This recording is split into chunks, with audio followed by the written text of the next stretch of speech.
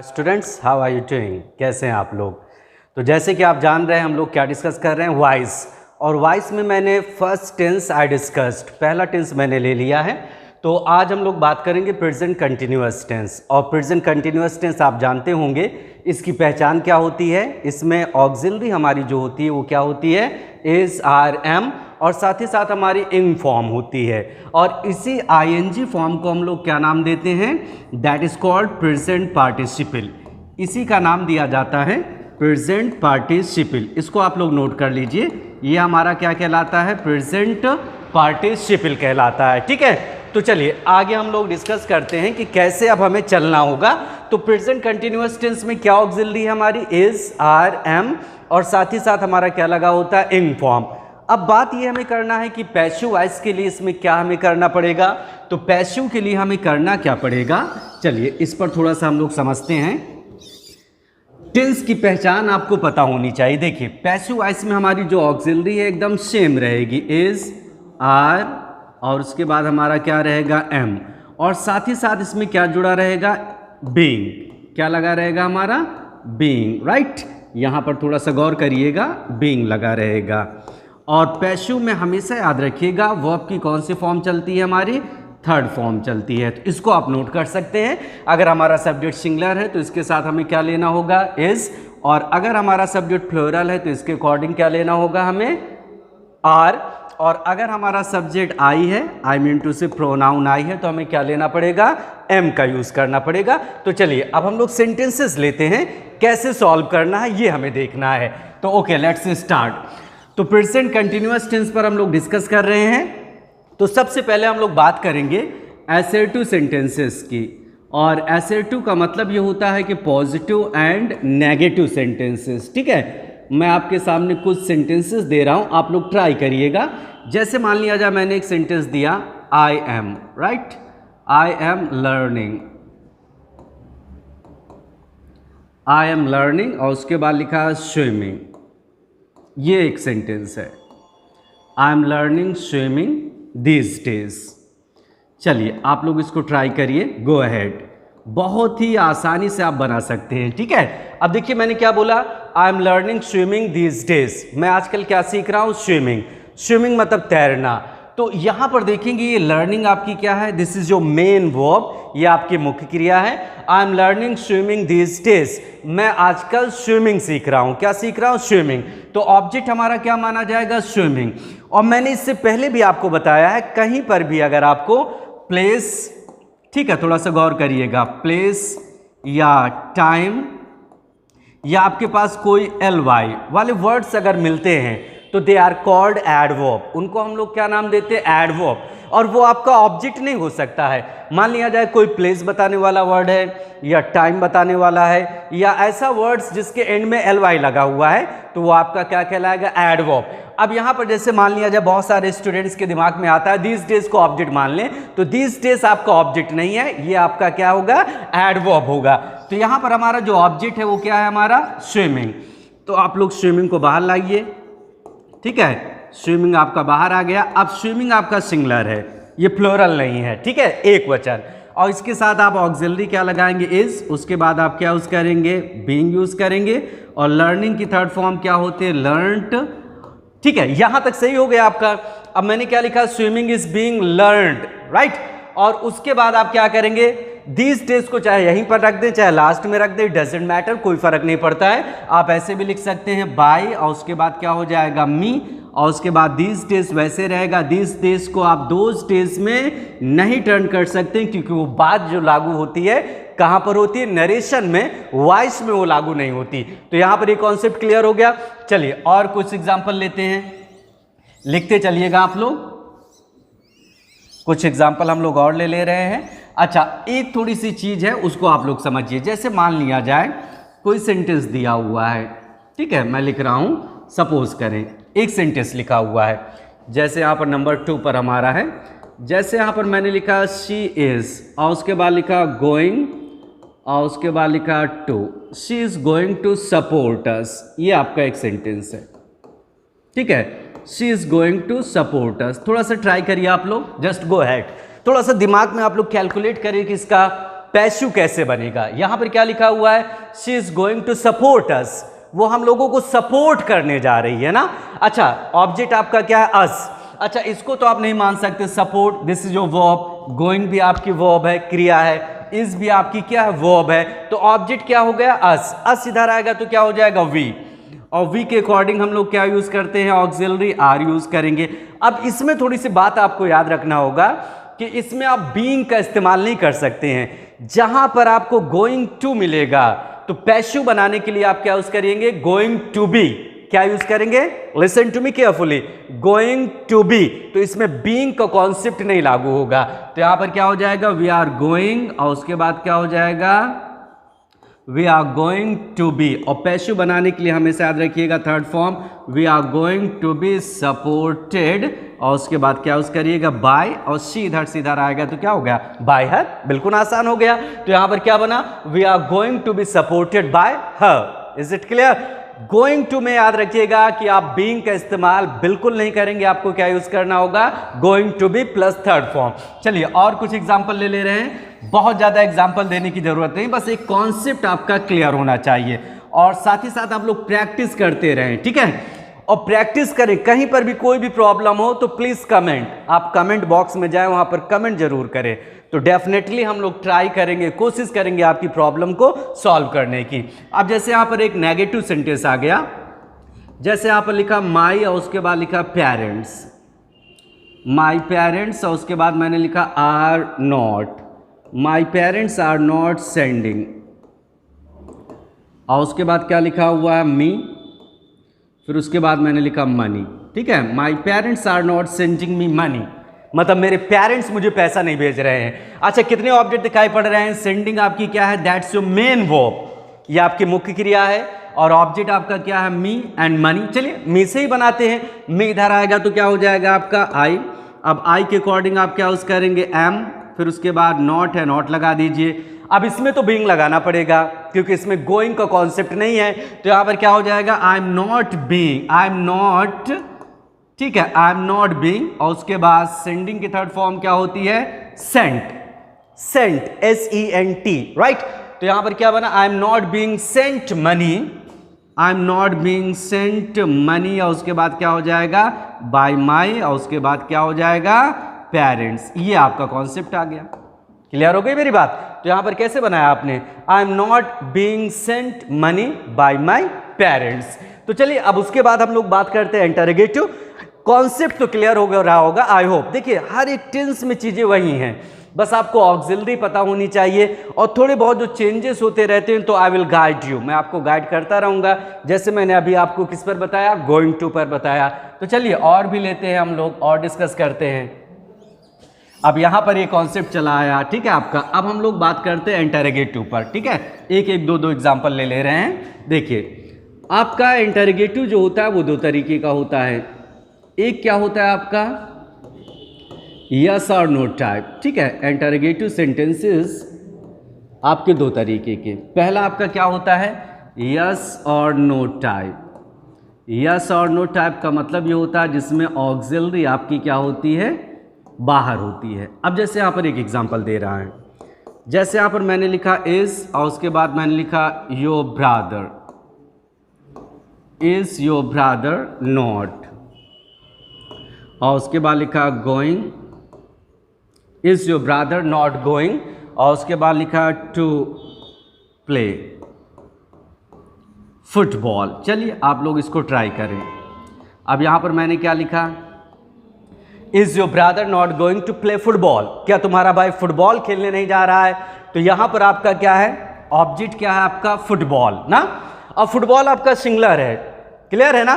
तो यहां पर आपकी ऑक्सिलरी इसी काम करेगी। तो यहां पर क्या करिएगा आप लोग? इज, ठीक है? सबसे पहले आपको ऑब्जेक्ट डिसाइड करना होगा कि ऑब्जेक्ट इज सिंगुलर और प्लूरल। आपका ऑब्जेक्ट जो है वो सिंगुलर है या प्लूरल? तो ऑब्जेक्ट क्या है आपका? फुटबॉल। फुटबॉल सिंगुलर है तो आपने फुटबॉल को बाहर लिया। अब फुटबॉल सिंगुलर है तो ऑक्सिलरी आपकी क्या हो गई? इज। फिर उसके बाद आप क्या यूज करेंगे? इज फुटबॉल, ठीक है? फिर उसके बाद नॉट है तो नॉट लगा दीजिए, राइट? Is football not. अब इसमें गोइंग टू है तो आप कैसे बनाएंगे? Going to be. तो यहां पर क्या हो जाएगा? इज फुटबॉल नॉट, और उसके बाद क्या होगा? गोइंग टू बी, और प्ले की थर्ड फॉर्म क्या होती है, प्लेड, और उसके बाद क्या यूज करिएगा, बाई, और उसके बाद आ जाएगा योर ब्रदर। चलिए ये कॉन्सेप्ट आपको बिल्कुल क्लियर हो गया होगा आई होप। तो चलिए कोई परेशानी होगी तो बताते भी रहिएगा। Is football not going to be played by your brother. और भी एग्जाम्पल लिया जा सकता है। अब देखिए यहां पर एक एग्जाम्पल और मैं ले रहा हूं, जैसे यहां पर लिखा आर, और उसके बाद मैंने लिखा these boys, are these boys, और उसके बाद मैंने लिखा लॉफिंग। लॉफ के साथ याद रखिएगा एक प्रेपोजिशन हमेशा चलता है एट, लॉफिंग एट यू। ठीक है, अब आप इसको ट्राई करिए। यहां पर क्या लिखा हुआ है, are these boys laughing at you, क्या ये लड़के तुम्हारा मजाक उड़ा रहे हैं। लॉफ एट करने का मतलब ये होता है मजाक उड़ाना, और लॉफ के साथ प्रेपोजिशन जो चलता है वो क्या चलता है, एट चलता है। तो चलिए इसको ट्राई करते हैं। तो आप लोग पहले कैलकुलेट कर लीजिए अपने माइंड में कि इसका पैसिव कैसे बनेगा, फिर उसके बाद मैं आपको बताता हूं। देखिए यहां पर क्या लिखा है, are these boys laughing at you. अब आपका ऑब्जेक्ट जो है वो क्या है, यू। अब यू आपका प्लूरल ही है, तो ऑक्सिलरी यहां पर क्या आ जाएगी, आर। यू को बाहर लाइए, आर यू। अब इसमें नॉट तो है नहीं है, बीइंग। गोइंग टू होता तो गोइंग टू बी से बनता, तो यहां पर क्या बना, आर यू बीइंग, और उसके बाद लॉफिंग की थर्ड फॉर्म क्या होती है, दैट्स कॉल्ड लॉफ्ट ना। तो यहां पर कैसे बना आपका आर यू बीइंग लॉफ्ट, और उसके साथ ये प्रेपोजिशन आपका एकदम वैसे ही रहेगा, दैट्स फिक्स्ड प्रेपोजिशन। ये आपका प्रेपोजिशन एकदम फिक्स्ड है, इसको आप हटाना नहीं। तो यहां पर क्या बना, are you being laughed at. अब उसके बाद आप अपने से बाई लगाइए, और यू, हाँ सॉरी, दीज बॉयज है, इसको इधर लेके चले आइए, दीज बॉयज। अब दीज बॉयज को आप दोज में नहीं टर्न करिएगा, वो बात मैं बार बार बोल रहा हूं, वो टॉपिक कहां पर लागू होता है, नरेशन में लागू होता है, यहां पर वो चीज लागू नहीं हो पाएगी। क्लियर हो गई बातें। चलिए एक सेंटेंस और ले रहा हूं मैं, सेकेंड थर्ड में आपका क्या है, इज जॉन। ठीक है, इज जॉन, और उसके बाद मैंने लिख दिया गोइंग, इज जॉन गोइंग, और उसके बाद लिखा टू हेल्प देम। चलिए इसको आप लोग ट्राई करें, गो अहेड, थोड़ी सी कोशिश करें आप लोग इसको। Is John going to help them, क्या जॉन उन लोगों की मदद करने जा रहा है।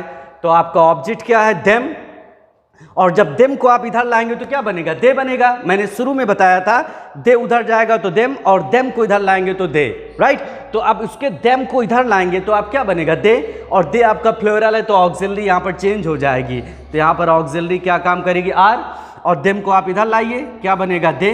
अब इसमें नॉट तो है नहीं है, तो यहां पर गोइंग टू है तो गोइंग टू बी से बना दीजिए, गोइंग टू बी, और उसके बाद क्या होगा, हेल्प, राइट।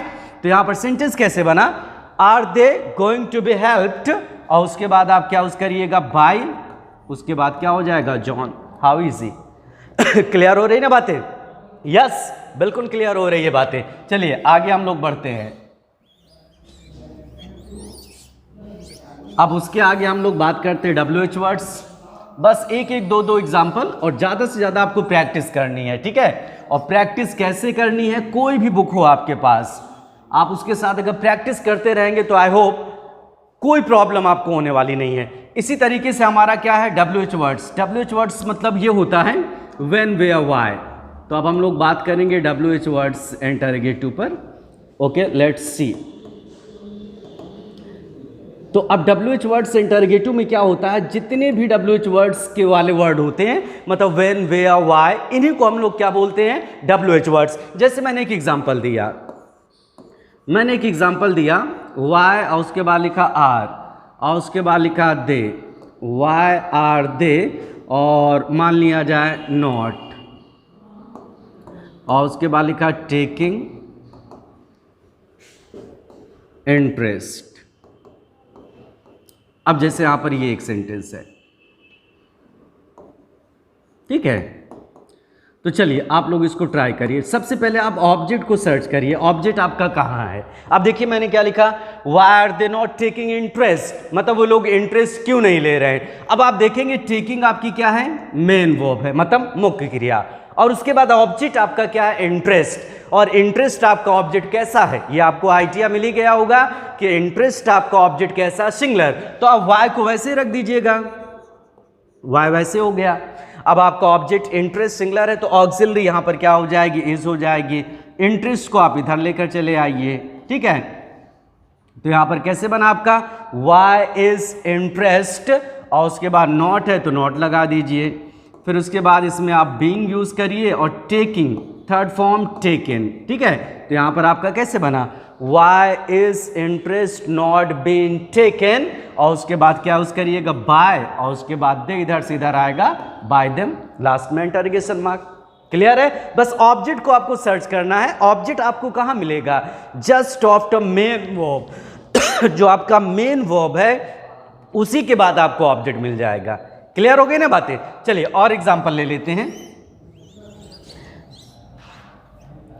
एक सेंटेंस आपके सामने और मैं रख रहा हूं, ठीक है। चलिए जैसे मान लिया जाए मैंने एक सेंटेंस दिया, when is she going to return. चलिए आप लोग आपकी ट्राई करिएगा, योर मनी, गो अहेड, आप लोग कोशिश करें इसको कैसे सॉल्व होगा। अब देखिए यहां पर क्या लिखा हुआ है, गौर करिए। When is she going to return your money, मतलब वो तुम्हारा पैसा कब वापस करने जा रही है। व्हेन को आप वैसे रख दीजिए, ये आपका क्या है, WH वर्ड्स, कोई चेंजेस नहीं होगा। अब इसमें ऑब्जेक्ट आपका क्या है, योर मनी। अब यहां पर ये गौर करिएगा, योर मनी मतलब तुम्हारा पैसा, योर से कोई लेना देना नहीं है। मेन वर्ड इसमें क्या, मनी, और मनी हमेशा याद रखिएगा कैसा ऑब्जेक्ट होता है, सिंगुलर। ये कैसा नाउन है, सिंगुलर है, ठीक है। तो यहां पर ऑब्जेक्ट आपका पूरा जो कॉम्बिनेशन है वो क्या है, योर मनी, तुम्हारा पैसा, और ये ऑब्जेक्ट आपका सिंगुलर काम करेगा। तो यहां पर आप करिएगा ऑक्सिलरी को पहले लेना है, याद रखिएगा ऑब्जेक्ट के बाद ऑक्सिलरी नहीं लेना है। तो यहां पर क्या होगा, व्हेन इज, और उसके बाद क्या करिएगा, your money, when is your money, और उसके बाद आप क्या यूज करिएगा, गोइंग है तो गोइंग टू बी से बनाइएगा, गोइंग टू बी ना, और उसके बाद रिटर्न की थर्ड फॉर्म क्या होती है, रिटर्न, ये हो जाएगा। और उसके बाद क्या यूज करिएगा, बाय, सीधर सीधर आएगा तो क्या हो जाएगा, बाय हर। क्लियर हो गई बात। देखिए कितना आसान हो गया, when is your money going to be returned by her. Is it clear. अब इसी तरीके से हम लोग बात करेंगे WH वर्ड्स पर, हु वाले पर, कौन ना, और हु को हम लोग किस में टर्न करते हैं, बाय हुम में। जैसे मान लिया जाए, एक एग्जांपल दिया, इसको मैंने शुरू में बताया है। अगर आपने कोई भी स्टूडेंट्स अगर इसको देख रहा है इस वीडियो को, तो मेरी एडवाइस ये है कि अभी तक मैंने 3 वीडियो इस पर दे दिया है, ठीक है, उसको शुरू से देखिएगा तो बहुत अच्छा समझ में आएगा। जैसे मान लिया जाए एक मैंने एग्जांपल दिया, अब यहां पर मैंने एक एग्जांपल दिया, हु इज, और उसके बाद लिखा who is calling them, right, who is calling them, और उसके बाद मैंने लिखा नाउ। अब इसको हमें टर्न करना है, ठीक है। अब देखिए गौर करिए, who is calling them now मतलब उन लोगों को अब कौन बुला रहा है, तो हु को हमें किस में टर्न करना होगा, बाय हुम में। तो चलिए अब इसको हम टर्न कर दे रहे हैं बाय हुम में, ठीक है, आ गया। अब उसके बाद हमें ऑब्जेक्ट को सर्च करना होगा, ऑब्जेक्ट आपका क्या है, देम, और देम इधर आएगा तो क्या कहलाएगा, दे। अब दे तो प्लूरल में है ना, तो यहाँ पर क्या यूज करिएगा, बाय हुम आर दे ना, और उसके बाद आप क्या यूज करिएगा, बीइंग, और कॉलिंग की थर्ड फॉर्म क्या होती है, कॉल्ड, और नाउ को आप वैसे ही रखिएगा, देन में मत टर्न करिएगा क्योंकि आप वॉइस पढ़ रहे हैं, नरेशन तो नहीं पढ़ रहे हैं। अब इसी तरीके से जैसे एक सेंटेंस और ले लीजिए, जैसे यहाँ पर मैंने लिखा हु इज, और उसके बाद लिखा गोइंग, और उसके बाद लिखा टू अब्यूज यू। चलिए आप लोग इसको ट्राई करिए। यहाँ पर क्या लिखा हुआ है, who is going to abuse you मतलब तुम्हें गाली कौन देने जा रहा है, तो हु को किस में टर्न करेंगे आप, बाय हुम में। चलिए यहाँ पर मैंने बाय हुम में टर्न कर दिया। अब उसके बाद आपका ऑब्जेक्ट क्या है, यू, यू आपका प्लूरल है तो ऑक्सिलरी यहाँ पर क्या आ जाएगी, आर यू, अब उसके बाद गोइंग है तो यहाँ पर आप क्या करिएगा, गोइंग टू बी, और अब्यूज की थर्ड फॉर्म अब्यूज्ड, और लास्ट में आपका क्या होगा, इंटरोगेशन मार्क, और बाय तो शुरू में लगा ही हुआ है। तो चलिए एक टेंस हम लोगों ने डिस्कस किया, प्रेजेंट कंटिन्यूअस टेंस। तो एक एक टेंस मैं आपको डिटेल से बताता रहूंगा ताकि आपका कोई भी एग्जामिनेशन हो, एसएससी हो, एनडीए हो, सीडीएस हो, या कोई ऐसा एग्जामिनेशन जिसमें वॉइस है, तो डेफिनेटली वो आपको हेल्प करेगा, जरूर हेल्प करेगा। तो चलिए मिलते हैं अगले वीडियो में अगले टेंस के साथ। थैंक्स अ लॉट, जय हिंद।